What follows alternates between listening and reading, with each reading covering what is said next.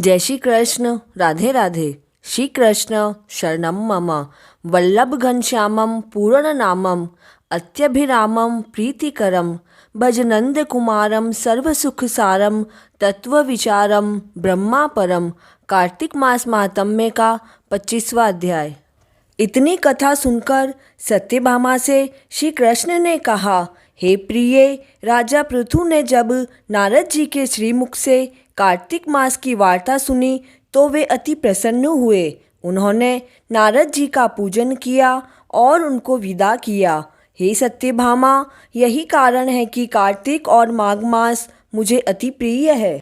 एकादशी का व्रत मुझे अति प्रिय है। तुलसी भी मुझे अति प्रिय है। द्वारका मेरा प्रिय क्षेत्र है। जो भी प्राणी जितेंद्रिय रहकर इनका सेवन करता है वह निश्चय ही मुझको प्राप्त होता है। तब सत्यभामा ने कहा, हे नाथ, आधे पुण्य प्राप्त करने से कलिहा तर गई, वह आश्चर्यजनक है। आप मुझे यह बताएं कि पराया किया पुण्य देने से मिल जाता है या बिना दिए, सो भी मुझे आप बताओ।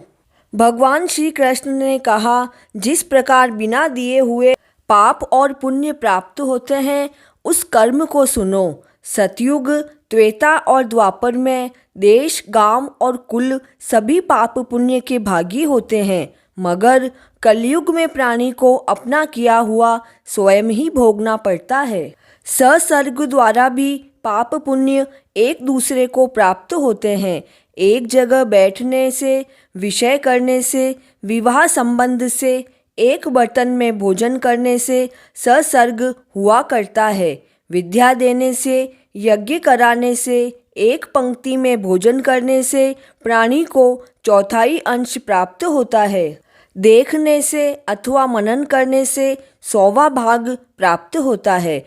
पर निंदा, चुगली, धिक्कार आदि के करने से प्राणी अपना पुण्य देकर उसके पाप ग्रहण करता है। स्त्री, सेवक या शिष्य अतिरिक्त यदि बिना धन दिए सेवा ग्रहण की जाए तो उसका पुण्य चला जाता है।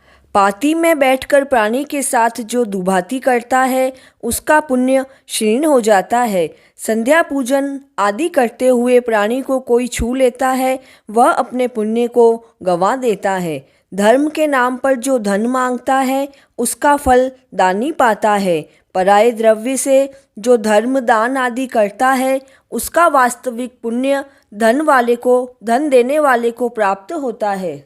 जो ऋण लेकर मर जाता है महाजन उसका पुण्य प्राप्त करता है। गुरु, शिक्षक आदि शिष्य के पुण्य को पाते हैं। राजा प्रजा के पाप पुण्य की भागी होती है। गुरु शिष्य के, पति भार्या के, पिता पुत्र के पाप पुण्य का भागी होता है। पतिव्रता स्त्री पति के पाप पुण्य के आधे भाग को पाती है। सेवक के हाथ से दान दिलाने वाले का अंश सेवक को मिलता है। मालिक नौकर के पाप पुण्य को पाता है, परंतु कलयुग में यह नियम लागू नहीं होता। कली काल में कर्ता ही भोगता है। इसका एक अति प्राचीन पवित्र इतिहास है। कार्तिक के ठाकुर राधा दामोदर भगवान की जय हो। 25वां अध्याय पूर्ण।